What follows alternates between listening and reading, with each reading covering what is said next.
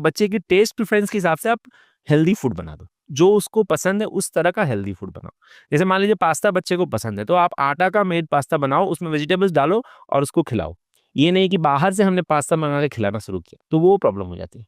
सो कहीं न कहीं आपने ये आंसर किया हमारे लिए कि होम फूड जो है वो जंक फूड से ज़्यादा इम्पोर्टेंट है। लेकिन अगर बच्चा जंक फूड पे डिपेंडेंट हो गया है, तो हम किस तरह से उसको रिप्लेस कर सकते हैं बाय ईज़ी मेजरमेंट्स? पहले तो अपना जंक फूड हमें छोड़ना पड़ेगा, क्योंकि बच्चे ने जब बच्चे का जन्म हुआ तो उसको नहीं पता था कि ये सब चीज़ें अवेलेबल है, क्योंकि हम जाते हैं बाहर और हम वो चीज़ें खाते हैं, बच्चा भी देखता है तो वो खाएगा ही, और वो खाने के बाद उसको आदत पड़ जाती है।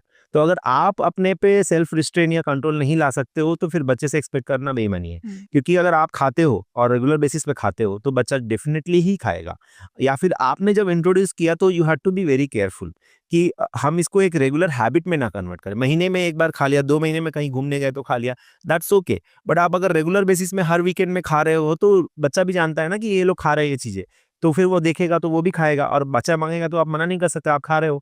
तो पहला तो आपको छोड़ना पड़ेगा जंक फूड। दूसरी चीज़ है कि अभी जैसे मैंने बताया कि उसी है फूड को आप घर पे बना लो।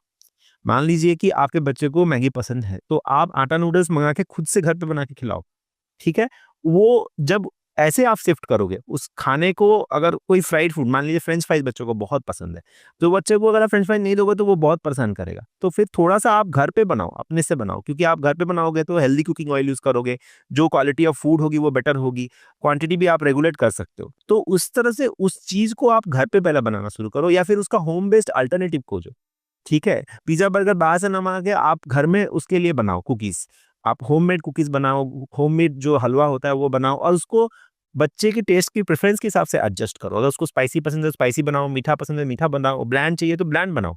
जैसे उपमा होता है, वो ब्land होता है, बट वो हेल्दी होता है। उसके अंदर आप ब्land वेजिटेबल्स डाल दो, आप कैबेज डाल दो, कैरट डाल दो, जिसमें ज़्यादा टेस्ट नहीं होता, पोटैटो डाल दो, तो उसकी न्यूट्रिशन तो उसको मिलेगी ना, भले आप उसको एकदम मीठा नहीं बना रहे हो। तो हर चीज़ को उसके टेस्ट के प्रेफ़रेंस के हिसाब से एडजस्ट करके देना पड़ेगा। बच्चे को अगर बिस्किट खाना पसंद है, तो आप खुद से उसके लिए बना दो घर पे, उस तरह की कुकीज़, जो घर पे बन सकती है।